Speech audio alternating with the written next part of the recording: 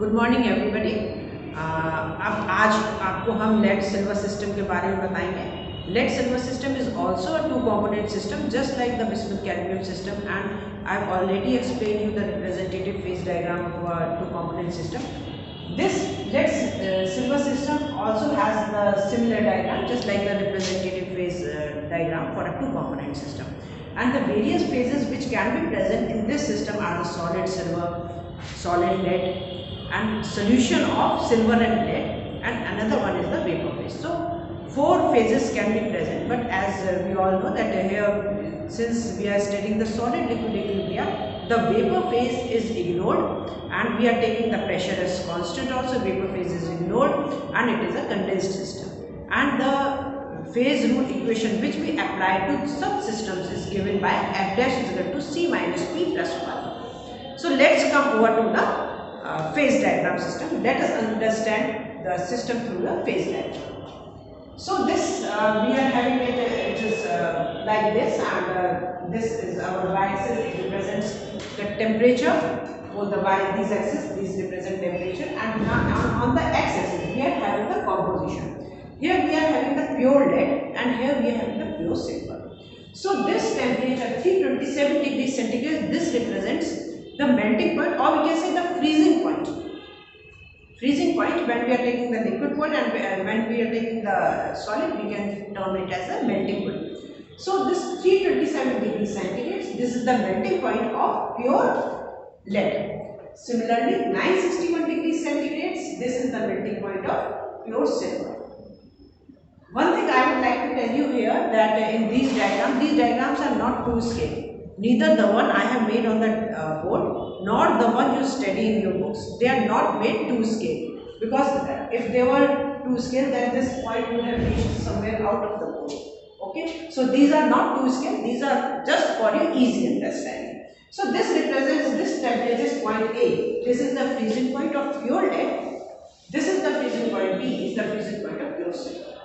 Now we see this curve AO.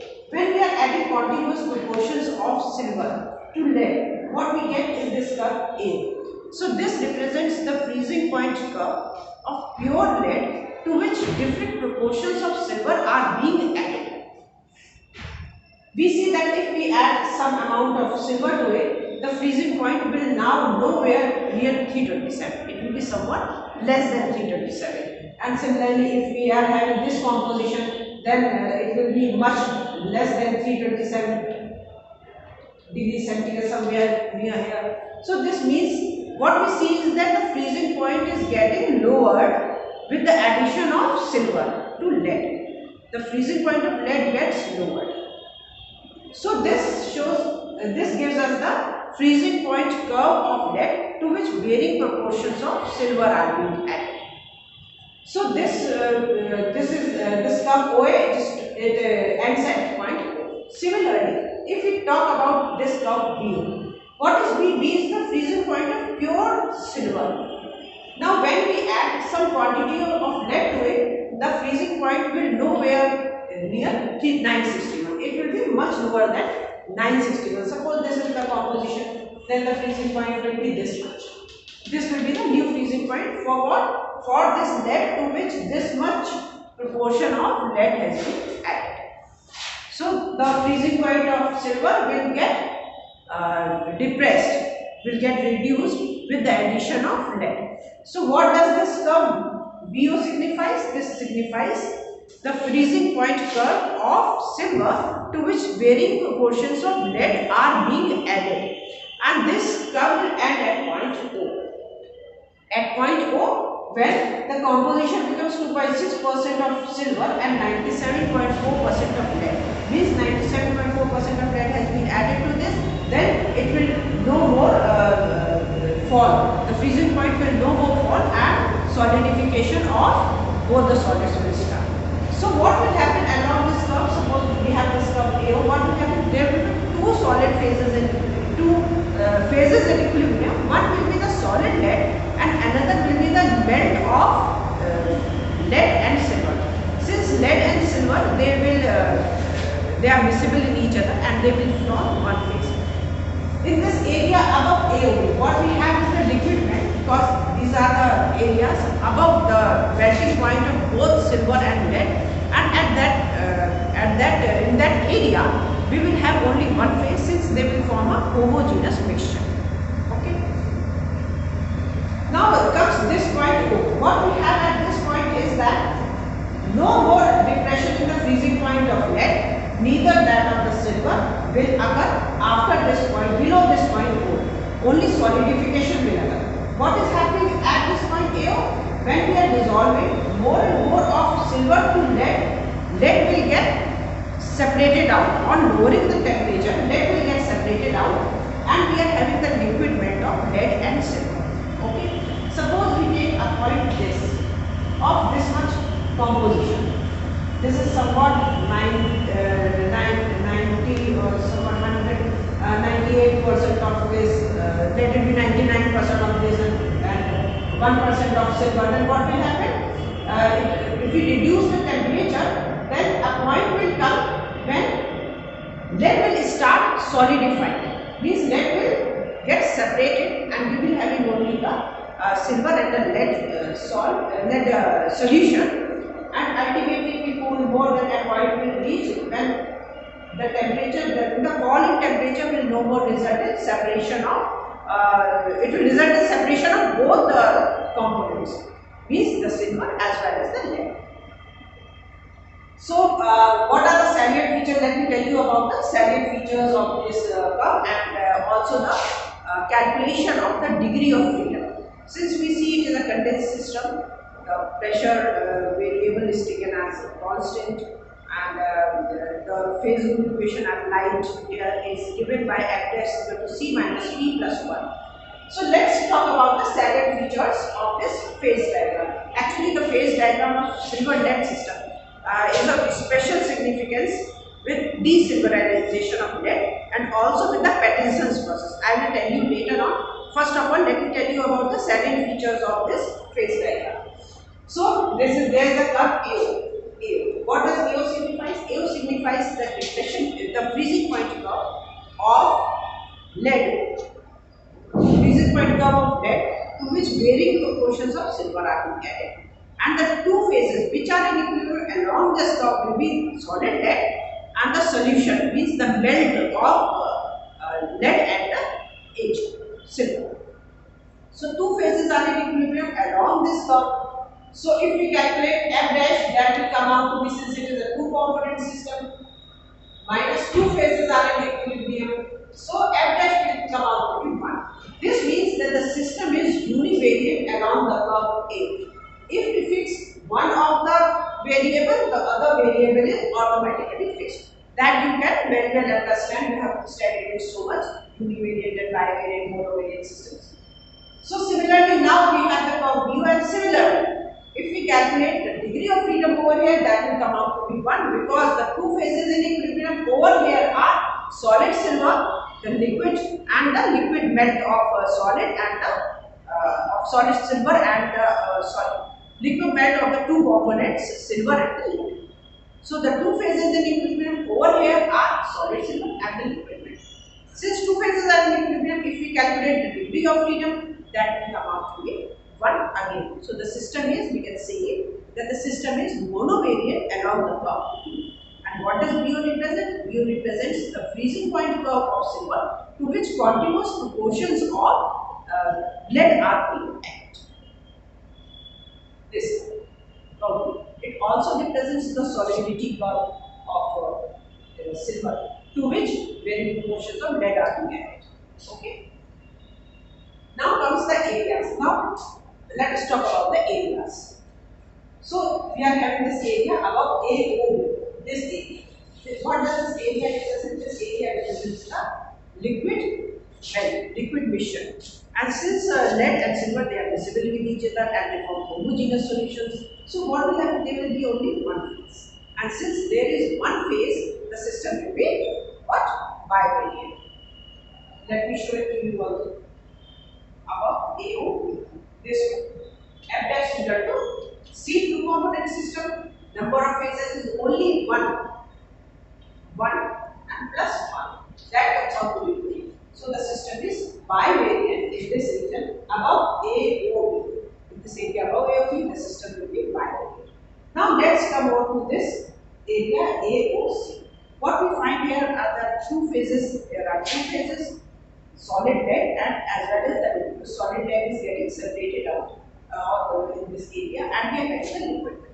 So if we calculate the degree of freedom over here, that will come out to be 1. Means the system is non-variant in this area as well as on similar lines in this area also. In this area, we know the system is univariant because two phases are there in this and as well as in this. Now let's talk about the area below COD. This is line COD. Below this line, we are having two phases, solid lead and solid zinc. And since they both are solid, so they will constitute two phases. So two phases are present over here, and when there are two phases, then if we calculate F dash, that will come out to be 1.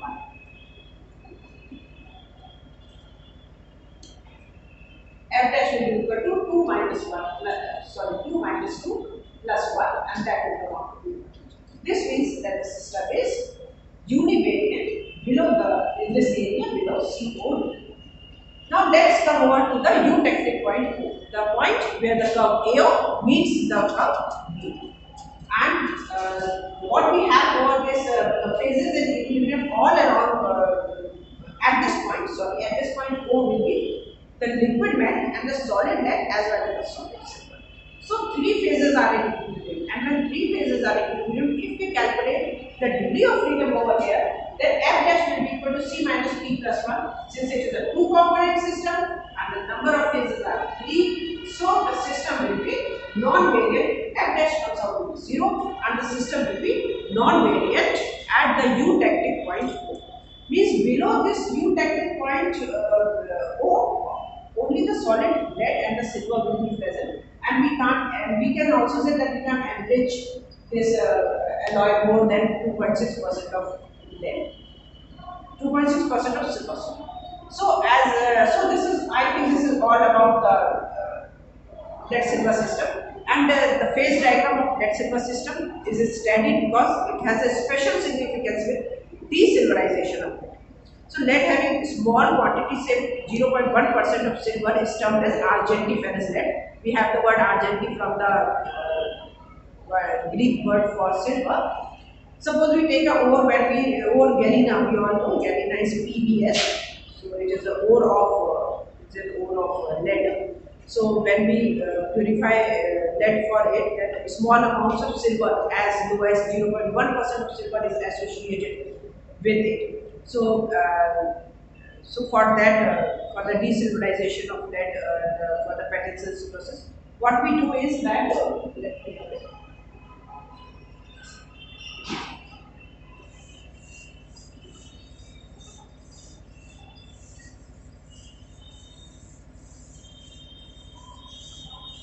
Suppose we take a vessel. This is a vessel in which we are taking the ore of lead. This is lead, and it is associated with as low as 0.1% of silver. So what will happen? Let us heat to a temperature of suppose this is the temperature to which we are heating it. Let this be the temperature which we are heating it. Is above the melting point of silver and lead. We are heating it to a, so it will form a liquid bed. It will form a homogeneous mixture. They are soluble in each other. It will form a homogeneous mixture. So this is the homogeneous mixture at a temperature much higher than the melting points of both silver and lead. So now we cool it. We bring the temperature down. We cool it. So what will happen? Just have a look at the phase diagram. What will happen? It will cool till a temperature this is reached. Let it be anywhere below 327 degrees Celsius.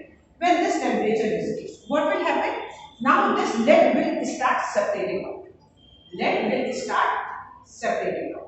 Suppose initially 5 grams, or suppose 5 grams of lead has been removed, has been separated, solidified and removed. So when this is removed, now this leftover mixture will be rich in silver. Okay. Now this will be rich in silver. Why will it be rich in silver? Because from this mixture some amount of lead has been removed, and since lead is removed from it, we have not added silver to it. But when we talk about the proportions, the proportion of silver is now increased in compared to relative to the lead. The amount of silver is now more compared to what it was earlier before this 5 grams of lead was not separated. Now we drop the temperature somewhat more. What will happen? More amount of lead is being separated. Okay. So in this way we are getting pure lead over here.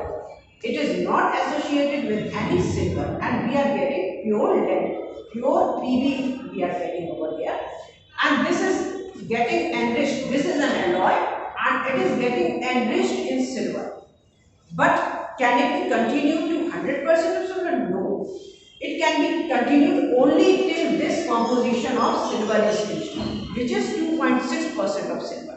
जब इसमें 2.6% of silver का concentration हो जाएगा यहाँ पर 2.6% silver का concentration हो जाएगा और 97.4% लेड इसमें बचा होगा, उसके बाद में अगर हम इसका टेम्परेचर गिराएंगे, if we reduce the temperature at that point, then we won't be able to enrich it any higher. We won't be enrich it in silver any higher because both the lead and the silver, they both will start to solidify, and in this way we can attain only this much enrichment of silver in this alloy. How much? 2.65% of silver it is, and the lead is 97.4% of lead.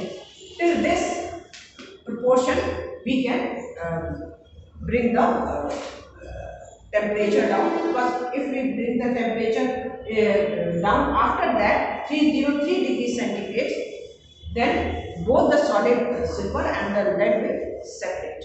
So this process of enrichment of the relative proportions of silver in the alloy, this process is known as Pattinson's process. ये process जिसमें हम इस alloy में silver ज़्यादा से ज़्यादा आ जाती है, इस process को हम लोग कहते हैं Pattinson's process.